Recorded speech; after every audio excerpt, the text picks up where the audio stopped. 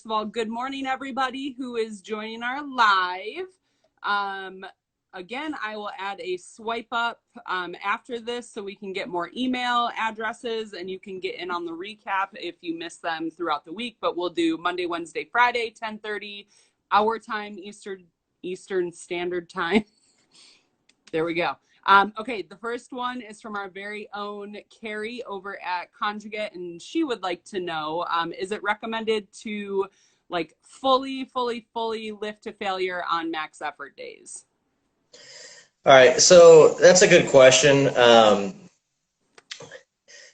thing about, failure is if you fail all the time, you get used to it and you learn how to fail, you get good at it. I don't want to get good at failing. What we want to do when we are hitting a max effort lift is hit the biggest lift we're capable of that day, okay? So in my gym, that's probably 94% of the time, that's a PR, personal record, PB, some places call it. But if you're not going to have a PR in you every single day that you lift. So we don't go after a PR just to go after it. We hit the biggest weight we are capable of that day. What I am telling you is I do not want you to miss weight, okay? It's more important to not miss weight than it is to train to failure. So if we train to failure, we work, let's say you're taking 20-pound jumps on your squat. You go from 380 to 4, you hit that. You go to 420, you hit that. You go to 440 and you miss. Are you a 415 squatter? Are you a 410 squatter? A 405 squatter? I don't know. You don't know. We don't really truly know what you're capable of. And the other thing too is that it's easier for your body to recover from lifts that you have made than it is from lifts that you have missed. Mm-hmm. When you miss a lift, you become more, you're more likely to get sore. Your body won't physically recover as quick. Your nervous system won't recover as quick. All right. Those things are very important for us. Also, if you miss a lift, you're more likely to break position. Mm-hmm. You break position, you're in not as efficient position, which means there's excess wear and tear in your body, higher chance to injure yourself. So what this does if you work up to failure is it wears your body out faster. You don't recover as fast, which means you can't train as much volume. If you can't train as much volume, you cannot make progress as fast as the people who can handle higher volume. Mm-hmm. Some people say, oh, they have better genetics than I do because we're following the same program and they always seem recover. They seem good. I do the same things they do in the gym and I'm just always beat up and always tired. Well, are you always working to failure and are they always cutting theirs, with the heaviest weight that they're capable of doing? Mm-hmm. Just that one difference is huge. And when you look at through a year, 2 years, 5-year, 10-year career, the difference is extremely dramatic. Yeah. Okay. You're not even going to be the same lifter. If you get someone who trains to failure for 5 years and you get someone who trains optimally for 5 years, they're going to be nowhere near each other in the same ballpark when it comes to competition time. Their careers are going to be totally different. You see people train to failure, they get to a certain point and they kind of level off and don't go higher than them. The world record holders, the world champions, they're the ones who figure it out and are less likely to train to failure, and they will keep their progress going. It also changes the mindset. So, when we go to powerlifting meets, when I coach somebody, they know there's a few things they know. If I give a number for them to lift in a meet, I put their numbers in. Yeah. It is a number they're 100% capable of doing. I never put a number in that I hope they can do. I 100% know they can do that number based on what they've already done in the gym. They know the only thing they need to do is execute that movement perfectly, and it's a done deal. Right. Okay? So if you train to failure all the time, and sometimes your nervous system's down and you're 20, 25 pounds weaker, sometimes your nervous system's in a better position and you lift more weight, if you miss your opener in a meet, it might just be, I hear these lifters all the time. They get on platform, they turn around to their coach, and the coach goes, what happened? Well, you're the coach. Shouldn't you know what happened? And they say, well, I don't know. It's just one of those days. I just don't have it today. What do you mean you don't have it today? Coaching and laying out programming is designed to peak you and have you at your best on competition day. Right. So that means there's a failure there in coaching. Now, if one of my lifters missed that first lift, which is rare, but it happens, they turn around and they have one or two things they do. They turn around and go, okay, so what did I do wrong? Right. Or I know I didn't sit back far enough, or I didn't do this or didn't do that. Don't worry, I got the next one. Well, I'm not worried. If you're not worried, I'm not worried. Right. Right. Right? And they make that adjustment and they go. See, psychologically, they are in a good position where they have a reason why they're going to be successful in the next attempt. Mm-hmm. The other lifter just knows they should have had that opener easy, but they didn't. So, I guess I'm not strong today. And if that's what you think, how do you think the success of that meet's going to go?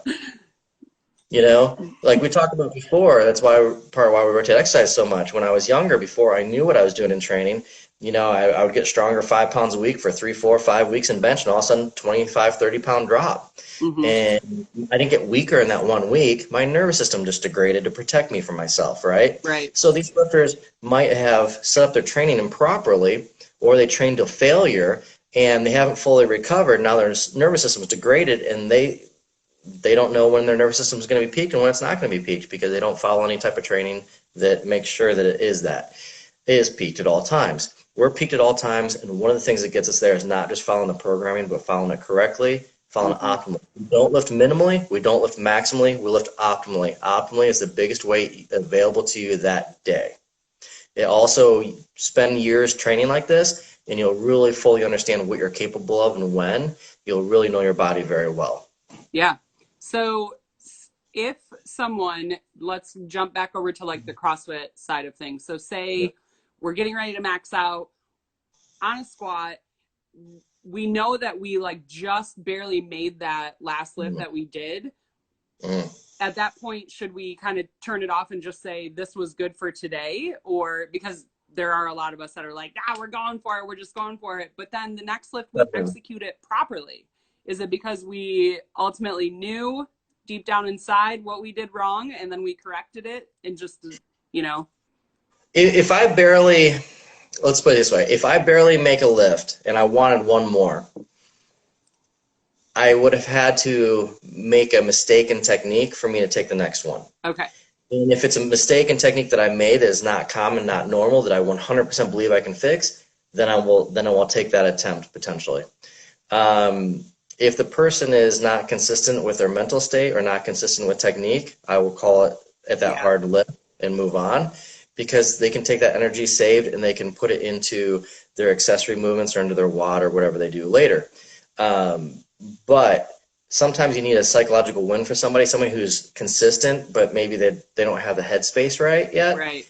And if the situation's correct, then I'll say, hey, we're going to take one more. Here's what you did wrong. You need to listen to me. Do this, and you got it. And if they have it, it does two things for them.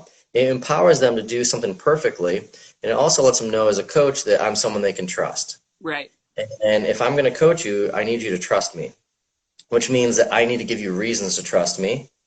And I do that through the way I lay out programming, the way I have you execute the programming. Right. And then every time you listen, that the performance level goes up.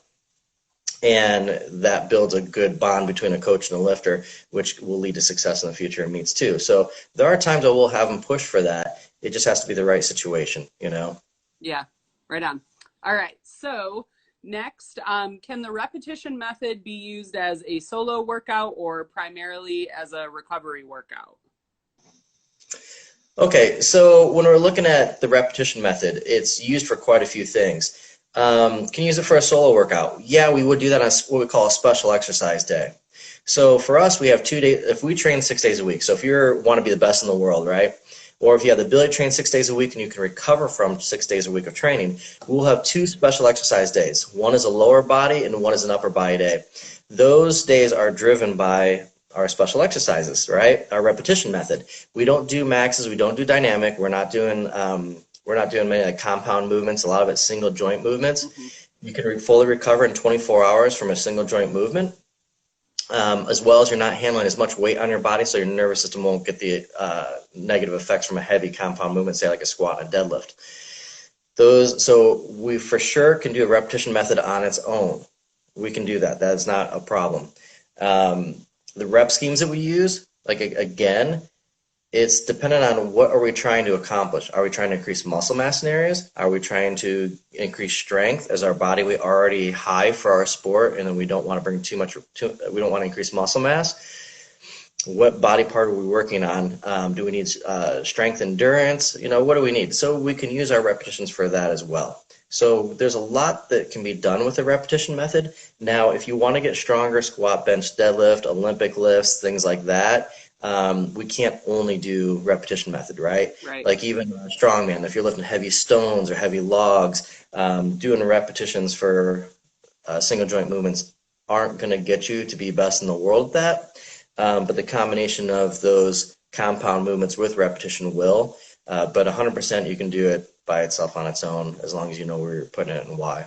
Yeah, right on. All right. And then could you elaborate more on different types of speeds you should train at for sports? Okay, I'll tell you what, we'll touch upon it just a little bit right now. And then I think it's something that we can come back to maybe next one that we do because I'll lay out bigger variety. Okay. Okay. Yeah.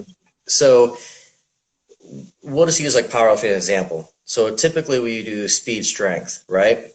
And speed strength will transfer over in our force rate production into a squat, bench, deadlift.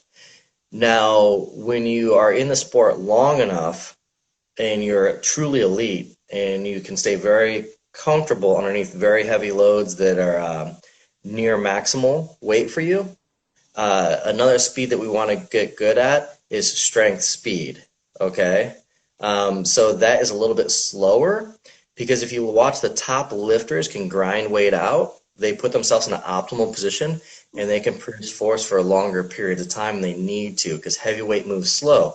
So if you're a 1,200-pound squatter versus when you were an 800-pound squatter, odds are when you hit a true max of say 1,200 pounds, you're probably going to strain just a little bit longer than you strained when you were squatting 800 pounds, you know. But heavyweight moves slow, so we will at some point in the career still include speed strength, but we'll start incorporating more strength speed work in towards the end of that career. Okay. Yeah. When you're looking at weightlifting, what I would suggest is so I believe it. I'm trying to think. The Chinese just put out a weightlifting book. I was trying to think it was by Mao maybe, but I'll check out the name on it.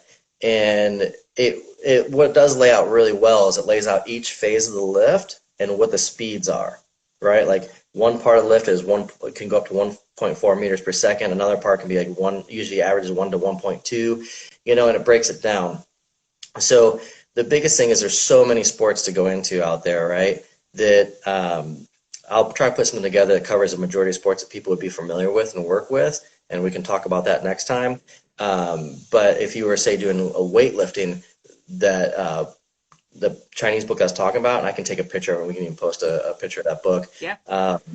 That is a good example that it breaks down the lift and it shows what speeds are optimal in those areas. And when you look at what areas are you slow or deficient in, you can train to bring those speeds up and get in the correct speeds for those areas, and it will let you know what speed you should be training at for those particular areas in the lift. Right on. Okay. I love it. So I don't have any more questions for you right now. What else do you have? I see there's a question down here. Oh yeah, he was talking about, yeah, if you want to read that and then go off of that. All right. Or I can read it. On an off max effort day, say you're in that rundown state, would a 1 to 3 rep max for a certain speed be more beneficial? So find your max rep, max squat at 1 per second, 3 reps slow. Yeah. Elaborate. Yeah. So totally get it. So on a max effort day, what he's talking about is like, hey, you're just run down. You don't feel good. You know you don't feel good. So what do you do? Typically, what I've done in the past is I will work up to 1% that I feel still moves well, is not too taxing. So maybe it's like 90%, right? And I might do 3 singles at 90% instead of working up to, typically we have 3 attempts at and above 90%. If someone's really wore down, then we can drop the percentage even lower. And yeah, then we can look at like a 3 rep max. The reason why I think that you'll see, Jared's a smart guy. And what you'll see is why he's asking 1 to 3, because if you hear me, I always say 1 rep max, when we talk about max effort. So why is he asking 1 to 3 when I know he knows I do 1? Because he's smart. And what that means is if I have to drop the percentage low enough, then the 3-rep max increases the power output of that rep while not being as harsh on the nervous system. And that will allow us to have reps that have a similar power output of what our max would have been that day, Mm-hmm. or close to what it be that day, Yeah. without affecting our nervous system as much. So what I would tell you is there's no wrong answer whether you should do a 1-rep or a 3-rep. There is the answer of what works best for you. If I had someone who was not good at technique, I'd keep them at 1-rep. If I had someone who's really good at maintaining position, then we could visit, up to a 3-rep on a deload day per se. Yeah. So it's one of those things that there's not a 100% straight answer, but those two are very valid depending on what athlete's using them. Like I said, the only reason someone who can't reduplicate position, I don't have them do 3-rep maxes just because they have a hard time doing it 1 time perfect. So Yeah. they're not going to do 3 times perfect. But if I have someone whose technique's dead on, we can do a 3-rep max. That's not an issue whatsoever. And that percentage could go lower than 90%. I like to, when I can, hit 90% because 90% and up directly translates to absolute strength. When you drop below 90%, it doesn't necessarily directly translate to absolute strength. So if I can get to 90% without degrading the nervous system anymore and with allowing the nervous system to come back, then I would like to visit 90%, right? And that's why I would do like 3 attempts, up to 3 attempts at 90%, or I might hit 90 once and say, I'm just pretty worn out, I'm going to call it right there. All the studies out there, and there's been a lot of studies through weightlifting in China and Russia that have gone over this, is that once you hit, like I said, 90% and above, you do increase your absolute strength. What we have found is that for women tend to get more out of this than men do.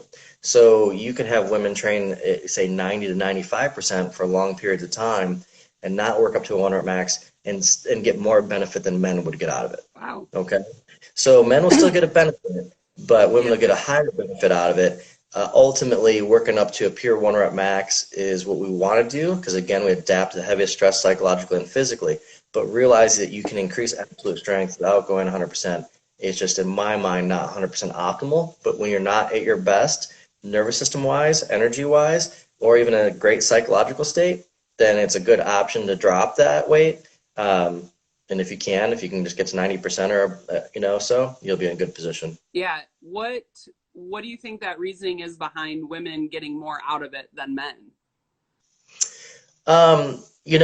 Part of it, so I'm going to go back through the studies and see what they said. But what I would tell you that my belief on that would be is that you typically look at the weight the guys move is quite a bit higher typically. So you look at like the world record for a female in a heavyweight powerlifter, I believe is still 840 from a heavyweight female powerlifter. Mm-hmm. You're talking world record for a male powerlifter is getting really close to 1300. It's like 1275 or something like that right now. Mm-hmm. So it's like almost a third higher for the heavyweight division. So that's a big difference, right? So I would beg to say it is the effect on the nervous system that it has. That women can do probably get away with more sets at 90% and above, and therefore that increased volume at 90% would give you a carryover. But what I'm going to do is, I read that a long time ago. It gives me something to revisit. Yeah. It's been a while.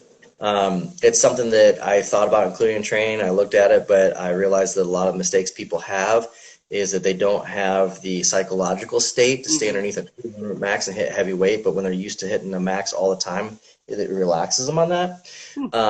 But there's always a good reason to revisit that information like that. And the great reason to do that is to optimize our down days. Yeah. We always spend so much effort optimizing our good days and to keep it so we have good days. But everybody in the world, no matter who you are as an athlete, what coach you have, there will be a time period where your training's not, you just don't feel as good as you've always felt. And you might not know why. Maybe you get sick a couple of days later, didn't realize you were coming down to something, and you never even knew it. But ultimately, it doesn't change the fact that you're having an off day. And if you are, it's good to optimize those off days. And we try to do that, but maybe revisiting that information gives us another bump up and can even figure out how to optimize it even more. For me, what I'll tell you is I think that we're pretty spot on because I watch people and I know what their speeds are and I know when to call it on them. I can just see them. But we have to be able to directly give information to newer coaches who can't do that as well. Yeah. And so that information like that is good to dive into. So I'll see if I can find, I have it at home. I just have a stack of books that you could fill a room with. So Right. I have to I've seen them. figure out what paragraph it's in, what page it's in, and where it's at, but I should be able to find that. So I feel like after all of these conversations, and as long as I've known you anyways, like obviously it always goes back to the CNS and how we're taking care of ourselves. But could you just touch on like how important like self-awareness is? Because what if you have that bullheaded lifter that's like, I can do it, I can do it, I can do it, but then they just keep missing it? Yeah. So yeah, self-awareness is huge. What I find is like you have people who I don't, it comes across as overconfidence, but usually lack of confidence. Mm-hmm. So if they seem like, I got it. It's like, you're trying to prove to yourself and prove to me that you're capable, but I know you're not capable, and you really know you're not capable, but you're hoping that you get lucky, right? Right. Yeah, you have to be self-aware. It's pretty simple. Move the bar as fast as you can, and at the percentage of max that it is, you should know what your speed are. If I'm at 70% of my max, I know what the weight should feel like. If I'm at 90%, I know what the weight should feel like. Right. If it feels low, if you hit 80% and it feels like, whoa, I'm 5-10% away from a max, you probably are that day. Right. It doesn't mean you go for that max weight. You should know your speeds. When you're a younger lifter, of course you might not know that. We've only spent 6 months training. But when you've been training for a while, you have to pay attention to your body, but you have to pay attention to certain things. Those things that tell you where you're at is there a breakdown in position? Is there a loss in speed? And when you feel those things, yeah, that's a great indicator. Yeah. Are you getting tired? Maybe I normally don't even get tired in squats. Maybe I'm pretty good through squats, but maybe I'm tired now and I'm at 80%. Well, if I get tired at 80%, I normally don't get tired till after my accessories. Probably an issue. Right. It's weird. It's one of those fine lines because as a coach, you don't want the person who quits easy and uses any excuse to quit. You don't want the person who says they can go when they can't go. You want that person who's always willing to go and always wants to, but listens. Yeah. Yeah. And who will give you feedback. Yeah. But the problem with that is that most of the people that you want to give you feedback are the people who have a gangster mindset, and they don't want to give you feedback because they don't want you to think they're weak. Right. And do whatever you want them to, which is great.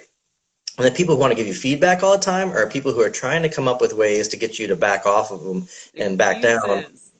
Yeah, and come up with excuses. And like I said, you can have excuses, you can't have results, you can't have both. So you have to be very honest with yourself, and you have to pay attention to your body, pay attention to your psychological state, your physical state, and make good choices, which is pretty much the key to being successful anywhere, Right. Just make good choices for yourself. Yes. That's huge. And then, so are most of your power lifters raw or equipped? So right now, I would say it's probably 30-40% raw, the rest equipped. Here's what we typically do, okay? I appreciate and I like raw lifting and gear lifting just as much, equally, right? I would say maybe, as far as enjoyment goes, I might enjoy gear lifting 1-2% more as a coach. The reason why is with equipment, I can make more adjustments and it lets me be more innovative. The way I'd explain the two sports is raw is kind of like NASCAR and geared is kind of like Formula One, right? They're both equally #1 in the world in their respective things. There's just more technology and gear, which means more options, which means more chances for coaches to make mistakes, or if they're really good, more chances for them to come out ahead. But what I would tell you is when it comes to raw lifting, I love raw lifting for the simple fact that let's say that the individual isn't just, there's some individuals who are not good with equipment, okay? But it doesn't mean they're not strong. And I want to truly see what people are the best at in both realms. Mm-hmm. And so I really like both, pretty much equally, except for like as coaching, I can get a little more out of gear lifters, but I like both. The problem that I had is that you have to realize that people have to realize that out there that once the 70s hit, there was kind of no real such thing as just raw lifting anymore, that everybody was kind of using some type of equipment. You know, you heard people try to sneak tennis balls behind their knees and knee wrap. Some people had thicker knee wraps than others. People would, in the 70s, take Carhartt shorts and put them on really tight where you have to use pliers to put them on. And because they had squat in them, it helped them squat more. Yeah. People would wear Carhartt work, work jackets that would, that were thin and tight. They could, so there wasn't rules for the problems, for what these people were doing. By the time they went to develop rules, there was already world records and things broke that way. So it's like, well, these records are going to stand because there was no rule against it. And that's unfair for us not to look at the people who are training right now, because no one can go after these records. So that's kind of how gear started to work. And the problem that you have is gear will always come back around no matter what. Even if you eliminate today, it'll be back. And the reason why is simple. Everybody always looks for an advantage. So what you have is currently, you had a lot of people who are saying like, oh, I'm raw, I'm this and that. Have you noticed that a lot of the top squatters raw have singlets that have really thick straps? If you watch, Inzer sells singlets for $20 that are wrestling singlets, and they sell singlets for $100 that have really thick straps. Yeah. Why would someone spend $100 on a singlet when they could spend $25 on a singlet? It's because you get 35 pounds more out of the squat. So is it really raw anymore? You're back to gear. Right. So the only thing that I didn't like, and I actually really did like that raw came up so that we could have two different organizations and have two different places to go. What I didn't like is there was a lot of people that were near the top that were never going to be #1 in gear that switched to raw, and because no one knew what they could do raw, and they wanted to say, oh, look, my training got so much better because I learned how to train raw. I know a lot of these individuals, their numbers were actually going down. They weren't as strong as they were when they were in gear. But it made them famous, and it gave them some more attention for a while, and it let them sell their programs. So I don't like when people do that. There was a time period, you got to remember that, I mean, there's from the 70s until, about 15 years ago, no one could go after those records. What happens when a record no one's been able to go after for 15 years? You look at Formula One, 15 years later in Formula One, there are cars you can buy now that would have killed a Formula One car 15 years ago. Right. But no car that you can buy from, a dealership can beat any of them now, right? So, things evolve. So it was easy to go get world records when nobody could go after those world records for a long time. That I didn't like, but I do want to push both sports. I like them both. I appreciate them both. So typically what we do with our raw lifters, or with our lifters, is I like to take them to a world record raw, and then I take them to equipment after that, and we go on after that. Equipment does help people last longer. Now, there's a couple things that people always worry about, or they like to say negative about what Westside does or what I do for our lifting. They say it only helps geared lifters. I want you to understand the conjugate system is exactly what CrossFit is and does. It's a series of rotation of exercises and special strengths, which is CrossFit in a nutshell, and that's raw. Right. Conjugate system came from weightlifting, which is used by Chinese and Russian weightlifters, which is raw. It was developed, it was utilized a lot when you look at the original Culver City Westside barbell back when lifting was raw. For us, when we wear gear, our geared lifters, we wear a squat suit once a month. We wear a bench shirt once a month. The rest of it's raw. 80% of our volume is accessories, which is raw. Like I said, my gyms broke world records in every single lift: squat, bench, deadlift, totals, raw and equipped. If you get, say, 200 pounds of a squat suit, for you to raise your squat in a squat suit 100 pounds, you have to get 100 pounds stronger raw. So for us, we are strong raw. It is about raw strength, and there is no difference, to produce more force at a faster rate of speed. It doesn't matter whether you're raw or gear, okay? The training has to be the same. So when you look at it, we had a girl that, for a world record total, she had a world record squat, world record deadlift, world record total raw. She was training in the same training group that Heidi Hauer at the same meet broke the biggest pound for pound geared total in history. So you have two girls, same training group, train the same exact way. The only difference is one girl puts on a squat suit once a month and a bench shirt once a month. They both go to meets and become the two best in the world raw and gear. One person the highest by formula squat, raw, and the other one went the highest pound for pound total, gear. So exact same group, exact same workouts, exact same results. Right. Yeah. That is, So, I still don't, I get it. I understand why you put those things on, but mhm. Yeah, it's confusing for a lot of people. The problem is really what it comes down to is, like I said, there was years that you had no choice. You either yeah, powerlift or you didn't powerlift. So the problem with it is that if you are wearing knee wraps that are twice as thick as mine and they give you an extra 5 pounds in your squat, and I want to say, well, yeah, but I like to be traditional. Traditional doesn't that doesn't break your world record. right. You don't see people in Formula One cars trying to line up with a car from the 70s because they think they're cooler and they think that real drivers drove in the 70s because in the 70s, 25% of the drivers died every season. Right. And that's a true fact, Yeah. right? Now you go, 15 years with one death in Formula One, but in the 70s, it was 25% of the field died. So they're like, no, this is a real racer when your life's on the line. Well, good luck while you're getting lapped and lapped over and over and over again. Right. Basically, most of us get forced into having to wear equipment. And then at some point, people, said, hey, we're going to start a Raw federation, and people started going to Raw. But most of it was newer, younger lifters. Lifters haven't been in it real long. Some people, switched to it. And there were some big names who were good. Most of them were big names who weren't going to be the best. Bo Moore was a great lifter who switched to Raw and liked lifting Raw, and he was a great lifter in gear or Raw. But, most people, it's like, you want to be the biggest number in the world. And, you look at like Westside Barbell, it's like, we just want the biggest total ever. We want the biggest squat, biggest deadlift ever. Whereas the biggest percentage of competition, it's gear. More lifters were lifting in gear at the time, and the biggest numbers were in gear. So we want the biggest numbers. It's like saying, hey, do you want to race NASCAR Formula One? It's like, NASCAR's cool, man. Formula One has a higher mile per hour, and they get paid more, and could go to Formula One. That's just the thought process, right? Yeah. They're both equally cool sports. It just that's how it ended up coming about. But yeah, I'd say probably about 30% of our lifters are Raw. Yeah. I think it's fascinating. I'm not like knocking, which is why I'm still with your brand, obviously. But I think it's fascinating to see, and this is mad props to the women that are in sweatshop lifting every day. Like what they move, I'm like, what just happened? Yeah.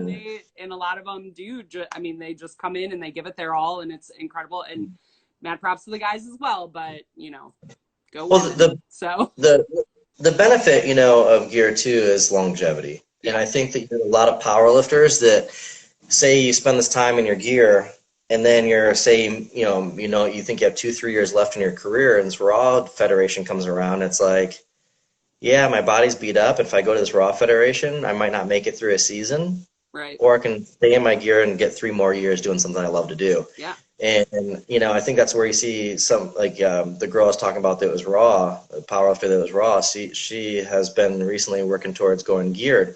She broke her last world record. I want to say, I think she was 44. She was somewhere around 43, 44, and she broke her last world record Raw. So that's a long career for Raw powerlifting. That's a long time to break world records Raw. Right. So at this point, it was one of those things like, hey, I can keep pushing those records, but, my body feels better in gear. So we started putting her into equipment to help her last so she can get more years at the top in her career. And, if you ever have a sport or something you love to do, anything that will give you extra time in that Oh, yeah. is worth so much money. That just worth so much to you, And so that's why gear will always be around at some point. I would say that I always had a weird thought process about it when I first started for like the first year. I kind of, in a sense, I was okay with it, but some things I didn't like about it. But then when I realized that that's where all the competition's at anyway, and that I understood how it evolved and how it came about, and then I understood that it puts a lot more pressure on you. Think if you could squat 200 pounds more or 100 pounds more with a squat suit. Oh, yeah. You still have to take that 100 to 200 pounds more out. It's still that much more pressure on your body. Right. That's why you see a lot more nosebleeds and you see a lot more bloodshot eyes from geared lifters than Raw lifters because of that internal pressure. You still have to psychologically deal with that pressure. Oh, yeah. And pressure you would not have if it was Raw. So, like anything else, it's just a different sport. Yep. It's like you have Taekwondo in the Olympics and you also have Thai kickboxing. They're both kickboxing in a sense, but they're 2 completely different sports, and there's appreciations for both, Yeah. Oh, yeah. No, and I think that it's I think it's important for people to really like dive in. I mean, and I'm only surface when it comes to Hmm. powerlifting, but it's important to me to get to that like educational side of it, to be obviously to make my own opinion of it. And being surrounded by it on your end, it's kind of cool to be like, you know what, that's not anything that I'm really interested in doing, but I think it's awesome. And it's like, I appreciate it because Yeah. people, that's what they love to do, you know, and Hmm. like, let's all just get along and really enjoy each Yeah. other and, you know, dive into what they do.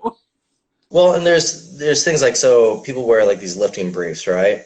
And I would suggest, I think that all raw lifters should get them if you've been at raw lifting long enough. It's another form of accommodating resistance, but it Okay. also it's a compression.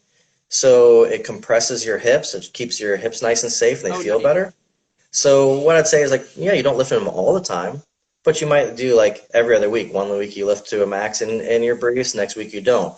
You will pick up heavier weight, you'll move heavier weight, you'll have compression on your hips, they'll last longer, feel better. Yeah. Your nervous system will adapt to squat and heavier weight.